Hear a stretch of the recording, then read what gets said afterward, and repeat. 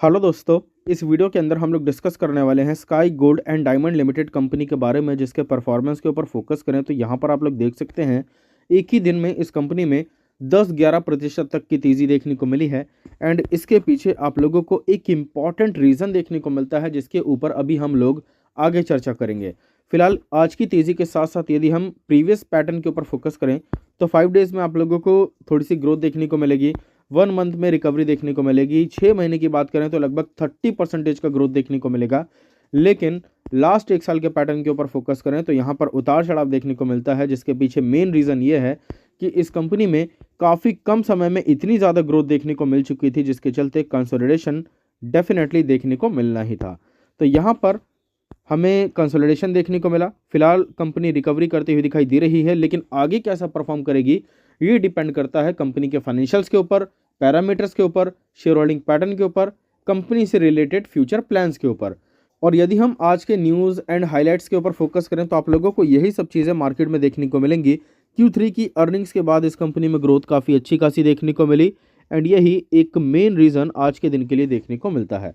अब हमें इस चीज़ के ऊपर फोकस करना है कि लाइव मार्केट में नंबर्स को रिलीज़ किया गया है, उसके बावजूद इस कंपनी में तेज़ी देखने को मिली है, तो जाहिर सी बात है नंबर्स अच्छे खासे ही देखने को मिले होंगे। बट एक्चुअल में नंबर्स कैसे आए हैं हमें वो भी देखना ज़रूरी है। तो डायरेक्टली यदि हम BSE की साइड के ऊपर फोकस करें तो यहाँ पर आप देख सकते हैं 9 तारीख को कुछ 3-4 इंपॉर्टेंट अनाउंसमेंट्स देखने को मिली है, जिसमें आप लोगों को कंपनी के नंबर्स, फ्यूचर प्लान्स एंड और भी कई सारी चीज़ें देखने को मिल जाती हैं। अभी हम लोग डायरेक्टली कंपनी के ऑफिशियल नोटिस के ऊपर आ चुके हैं, जिसके अंदर आप लोगों को कुछ इंपॉर्टेंट चीज़ें देखने को मिलेंगी। ठीक है, तो सबसे इंपॉर्टेंट है कंपनी के नंबर्स के अलावा आप लोगों को किसी भी तरह का कॉर्पोरेट एक्शन का अनाउंसमेंट देखने को नहीं मिला है।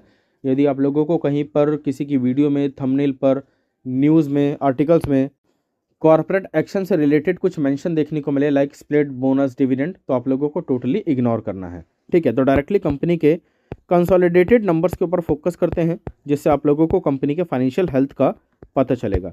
तो मैं पहले ही क्लियर कर दूं, सारी वैल्यू रुपीज़ इन लैक्स में दी गई है, जिसको हम लोग करोड़ में कन्वर्ट करके चर्चा करेंगे, ताकि समझने में नंबर्स को किसी भी तरह की कन्फ्यूज़न ना हो। तो डायरेक्टली यदि हम कंपनी के टोटल इनकम के ऊपर फोकस करें तो यहाँ पर आप लोग देख सकते हैं कंपनी का जो टोटल इनकम है वो आप लोगों को पहले के मुकाबले बढ़ता हुआ देखने को मिला है। पिछले साल की बात करें तो पिछले साल आप लोगों को 1,509,00,000 का टोटल इनकम देखने को मिलता था, जो कि करोड़ में 1,005 करोड़ का बनता है। पिछले क्वार्टर की बात करें तो पिछले क्वार्टर में यही नंबर्स बढ़कर 1,492 करोड़ तक पहुंचते हुए देखने को मिले, मतलब ऑलमोस्ट 1,500 करोड़ का टोटल इनकम देखने को मिला।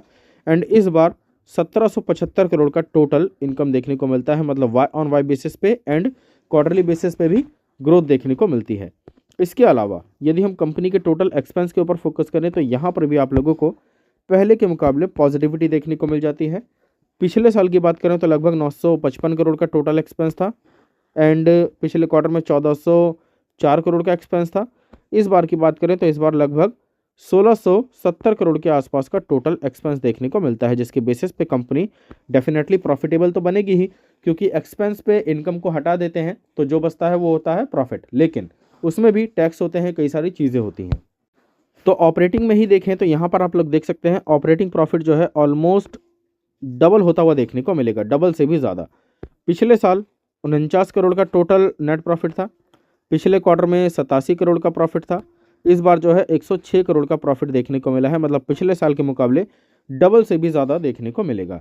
बट यदि हम टैक्स निकाल दें, एक्सेप्शनल्स निकाल दें और भी कई सारी चीज़ें हैं, तो इन सब को हटाने के बाद जो बचता है वो होता है हमारा नेट प्रॉफिट। ठीक है, तो अभी हम लोग डायरेक्टली कंपनी के net profit for the period के ऊपर फोकस करने वाले हैं। ठीक है, यहाँ पर आप लोग देख लीजिए net profit for the period लिखा हुआ है, या फिर हम लोग डायरेक्टली यहाँ पर भी देख सकते हैं, दोनों चीज़ें सेम ही हैं। ठीक है, पिछले साल था 36 करोड़ 53 लाख का प्रॉफिट, पिछले क्वार्टर में 66 करोड़ का प्रॉफिट, ऑलमोस्ट 67 करोड़ का, क्योंकि 99 लाख भी है।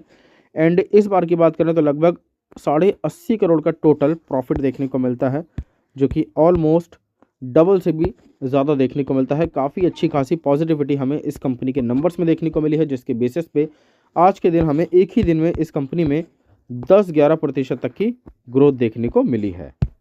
और सबसे बड़ी बात यह है कि कंपनी का बिजनेस लगातार बढ़ता हुआ देखने को मिलेगा, एंड बिजनेस के साथ साथ आप लोगों को इस कंपनी में कंसिस्टेंसी देखने को मिलती है।